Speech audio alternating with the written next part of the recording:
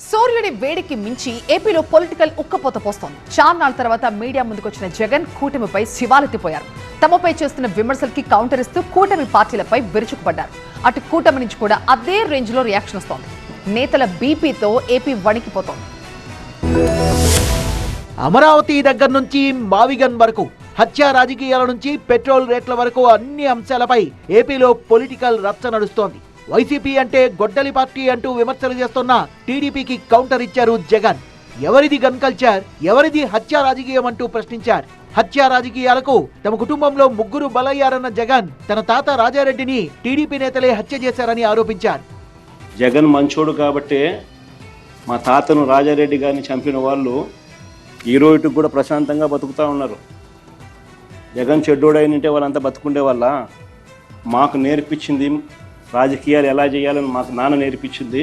హత్యలు చేయమని కాదు, చంద్రబాబు నాయుడు గారి మాదిరి ప్రజలకు మంచి చేసి మంచి పేరు తెచ్చుకొని రాజకీయాలు చేయాలని. అది చంద్రబాబుకు మాకు ఉన్న డిఫరెన్స్. జగన్ వ్యాఖ్యలకు కౌంటర్ ఇచ్చారు కూటమి నేతలు. రాజశేఖర రెడ్డి మరణంతో లబ్ధి ఎవరికి జరిగిందో అందరికీ తెలుసన్న మంత్రి సత్యకుమార్ నేరపూరిత రాజకీయాలు చేస్తున్నారు కాబట్టి జగన్ ఆత్మరక్షణలో పడ్డారంటూ విమర్శించారు. మావిగన్ పేరెత్తితేనే చంద్రబాబుకు బీపీ వస్తోందన్న జగన్ వ్యాఖ్యలకు కౌంటర్ ఇస్తున్నారు కూటమి నేతలు. మావిగన్ అంటే ఎవరో భయపడతారనో నవ్వుతున్నారు జనం. ఇదో పిచ్చెక్కింది అనుకుంటున్నారు. 3 రోడ్లు గీతలు గీచి మావిగన్ అంటే అది రాజధాని అవుతుందా?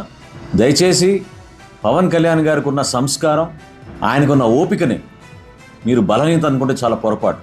కూటమి ప్రభుత్వం అధికారంలోకి వచ్చి 2 ఏళ్లైంది, కానీ ఇంతవరకు సూపర్ 6 అమలు కాలేదు. పైగా పెట్రోల్ డీజిల్ రేట్లు తగ్గిస్తామని అప్పుడు హామీ ఇచ్చి ఇప్పుడు పెంచారంటూ ఆరోపించారు జగన్. ఈ విషయంలో జగన్ కు సూటిగా సవాల్ విసిరారు ప్రభుత్వ చీఫ్ విప్ జీవి ఆంజనేయులు. సూపర్ 6 పథకాలు అందలేదంటున్నాడు. నేను జగన్మోహన్ రెడ్డి ఛాలెంజ్ చేస్తున్నా, ఒక చీఫ్ విప్ గా మీరు ఏ ఊరు రమ్మంటే ఆ ఊరు వస్తా. సూపర్ 6 పథకాలు అన్ని నేను మీకు చూపిస్తా. నువ్వు ప్రజల క్షమాపణ చెప్పడానికి సిద్ధంగా ఉన్నావా? జగన్మోహన్ రెడ్డి అడుగు. కొత్తగా జగన్ వ్యాఖ్యలతో ఏపీలో మరోసారి పొలిటికల్ హీట్ రాజుకుంది.